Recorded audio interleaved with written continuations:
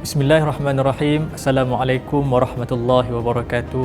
Tuan-tuan dan puan-puan yang dirahmati Allah Subhanahu wa taala sekalian, bertemu lagi kita dalam siri eksplorasi Ramadan, anjuran pejabat Setiausaha Kerajaan Negeri Kedah Darul Aman. Tuan-tuan dan puan-puan, kini kita berada dalam fasa terakhir dalam bulan Ramadan. Di dalam fasa inilah Allah Subhanahu wa taala janjikan satu malam yang pada malam tersebut lebih baik daripada 1000 malam yang ada. Tuan-tuan dan puan-puan yang dirahmati Allah, firman Allah Subhanahu wa taala dalam surah Al-Qadr. A'udzubillahi minasyaitonirrajim. Bismillahirrahmanirrahim. Inna anzalnahu fi lailatul qadr. Wama adraka ma lailatul qadr. Lailatul qadri khairum min alfi syahr.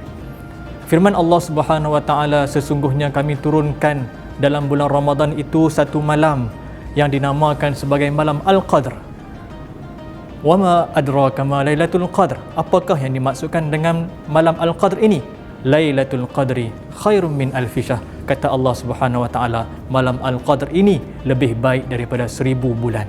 Muslimin muslimat yang dirahmati Allah Subhanahu wa taala sekalian, pada malam ini, malam yang penuh istimewa yang Allah turunkan kepada umat Nabi Muhammad sallallahu alaihi wasallam. Di dalamnya penuh dengan pengampunan, di dalamnya penuh dengan kerahmatan, di dalamnya penuh dengan keberkatan yang Allah ingin berikan kepada umat Nabi Muhammad sallallahu alaihi wasallam.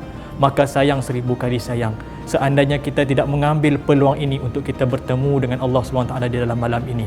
Mungkin ada yang tertanya-tanya di antara kita, layakkah aku ini bertemu dengan malam Lailatul Qadar ini? Aku ini penuh dengan dosa, aku ini penuh dengan maksiat, aku ini penuh dengan keterlanjuran yang telah aku lakukan kepada Allah Subhanahu wa taala. Layakkah aku bertemu dengan malam Lailatul Qadar ini? Ingatlah firman Allah Subhanahu wa taala, "Qul ya ibadiyalladzina asrafu ala anfusihim la taqnatu min rahmatillah." Wahai hamba-hambaku, Allah SWT memulakan ayat Al-Quran ini dengan perkataan yang penuh dengan kasih dan sayang. Wahai hamba-hambaku yang melakukan keterlanjuran kepada aku, yang melampaui batas dengan melakukan dosa dan maksiat kepada aku, la taqnatu min rahmatillah, kata Allah Subhanahu wa taala, jangan sekali-kali kamu berputus asa daripada rahmat Allah Subhanahu wa taala. Sesungguhnya peluang yang diberikan oleh Allah Subhanahu wa taala buat kita semua yang melakukan dosa dan maksiat keterlanjuran kepada Allah Subhanahu wa taala, semua dosa ini boleh diampunkan oleh Allah Subhanahu wa taala. Jangan sekali-kali kita berputus asa daripada rahmat Allah Subhanahu wa taala. Rebutlah peluang yang kita ada di dalam 10 malam yang terakhir ini untuk kita mencari keredaan Allah Subhanahu wa taala, mencari Lailatul Qadar yang dijanjikan keampunan oleh Allah Subhanahu wa taala. Berapa malam tuan-tuan? 10 malam. Kalau pada hari ini, pada musim Piala Dunia, kita boleh berjaga malam sehingga sebulan lamanya hanya semata-mata untuk menyaksikan pasukan kegemaran kita beraksi di atas padang, maka adalah tidak mustahil untuk kita bangun hanya 10 malam terakhir yang Allah berikan. Allah buka seluas-luasnya pintu taubat kepadanya untuk kita mencari satu malam yang lebih baik daripada 1000 bulan, iaitulah yang dinamakan sebagai malam Al-Qadar. Tuan-tuan dan puan-puan, muslimin muslimat yang dirahmati Allah SWT, sebagai perakhirannya saya ingin berkongsikan 5 tips untuk kita bertemu dengan malam Lailatul Qadar supaya kita tidak terlepas daripada mendapatkan keistimewaan malam ini. Tips yang pertama ialah teruskan berdoa supaya kita ini bertemu dengan malam Al-Qadar ini.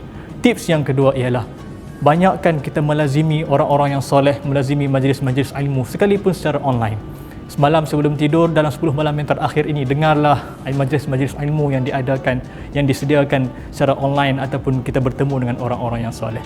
Tips yang ketiga, titik beratkanlah ibadat-ibadat fardu, solat berjemaah di awal waktu dan sebagainya. Tips yang keempat, kita teruskan melakukan perkara-perkara yang sunat sekalipun sedikit. Dan tips yang kelima, teruskan melazimi dan tadabbur Al-Quran. Mudah-mudahan kita semua dengan melakukan kelima-lima tips dan langkah ini, kita semua, saya doakan tuan-tuan dan puan-puan akan dapat bertemu dengan malam Lailatul Qadar, malam yang lebih baik daripada 1000 bulan.